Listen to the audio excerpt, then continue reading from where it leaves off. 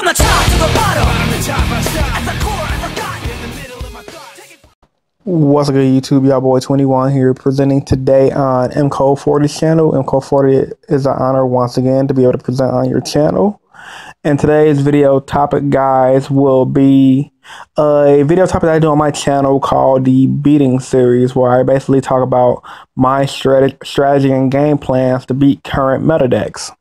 And today's episode is actually a subscriber request. Sorry, I can't remember his name right now, but he requested for me to do Beating the Infernitys. So I figure since Infernitys just won Worlds, and a lot of MCode40's fans would enjoy this video, so hope you guys like this video, because I'm about to tell you my strategy on how I beat Infernitys consistently.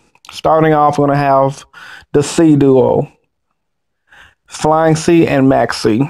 Flying C, for you guys that don't know, it's a card that basically says when your opponent normal or special summons a monster, except during damage step, you can special summon this card from your hand, and they basically can't XYZ.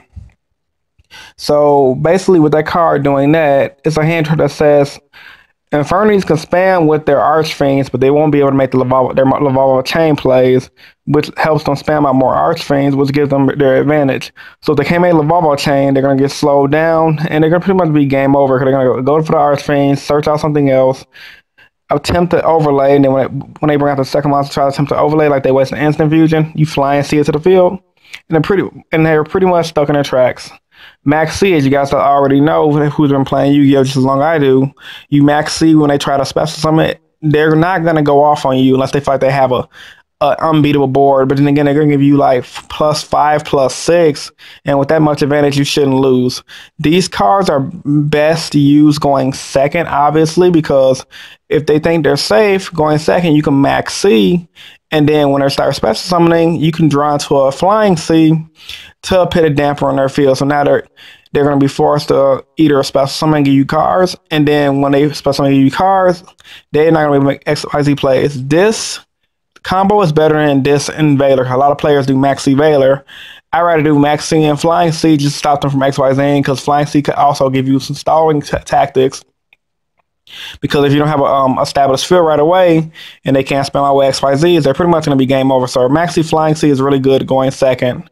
Also for going second is, let's say if you don't draw these, I have the hands basically and fossil. And the reason why I have these, because you know, the hands basically says when this guy, when Fire Hand, when he's destroyed by battle and sent to the graveyard, you pop a monster on the field. Now, granted, they might have their Infernity barrier, but if you can get them to waste their barrier on, let's say, something like a Mirror Force or a Deep Prison, and they attack into the hand, siding these game 2 and 3 can really damper their fear, because these cards literally could wipe boards by themselves. And if they try to, if you set a hand like a Fire Hand, they got established field, they can turn Infernity Break now, and they pop the Fire Hand. Now they're gonna sit there with the mindset of, damn, I just popped the Fire Hand. Do I want to negate with my Infernity Barrier? And you're basically getting 2 cards from one. Same theory applies for Ice Hand. And as for Fossil, it's not my best pick going second, because once again, they have the barrier. They're just going to negate them when they flip them up. But if you, once again, like I said, if you get them to waste the barrier with a Deep Prison or a Mirror Force, it's pretty much going to be GG, because you resolve this, you're going to wipe their board, and they're already going to be low on advantage, and then you can make a comeback. I've done it plenty of times, guys. So these are my top 5 picks right here for going second against Infernity. I really love this duo, but these are really good too for those tight situations. Now I'm going to talk about my way how I beat them going first. That's been helping me all last format. Mirror Force. I didn't run Shadow Mirror, but since Shadows is going to be big in the next format, and you're already going to be siding the Shadow Mirror, so it's going to be like, why not side it now against Infernitys? So the Shadow Mirror, the Prohibition, and the Mirror Force. Let me talk about Prohibition first. I know a lot of you guys are like, what the fuck, why Prohibition? Well, I like Prohibition because, for one, you can side it against tier 2 matches like Chain Burn and anything rogue that requires one monster, which I feel like is really important, because if a deck is based off one monster, 6 Samurais, and you get rid of that one monster based off that, to lose. And Infernity pretty much is the same way. You call Archfiend, they can't do shit to you. They can't make Diamond Dire Wolf plays, they can't make Lavalva chain plays, they can't search their deck for Infernity Launcher. They're pretty much gonna be fucked. So by you dampering all their plays, they can't really do anything unless they draw the MST. And last time I checked, I don't really think Infernity players run MST. It's all Soul Charge and Infernity Breaks to get rid of back row.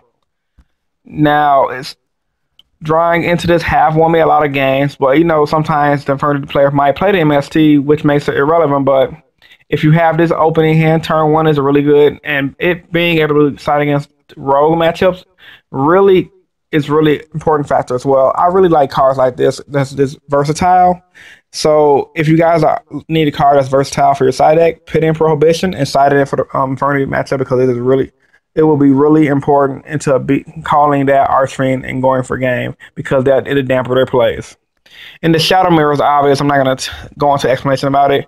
Negate the effects of all Darpers. They can't resolve their Archfiend and all their other special summon effects, so they're going to be pretty much slowed down, and they can't use Stygian and Street Dirt, so it pretty much locks the deck down. And then Mirror Force goes into the same concept as Fossilana. Once they start wasting resources, you have to get rid of their established field, and if you get rid of the established field, it's game over.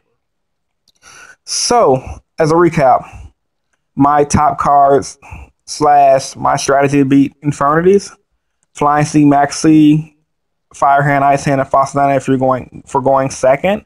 For going first, Shadow Mirror, Mirror Force, and Prohibition. Now, if I had all these cards on my side, obviously all 8 of these cards will go in. I probably would side 3 of these. If I was siding this, 2 of these each, and maybe 1 Prohibition, because I do side this card, and I might already have the Mirror Force main deck.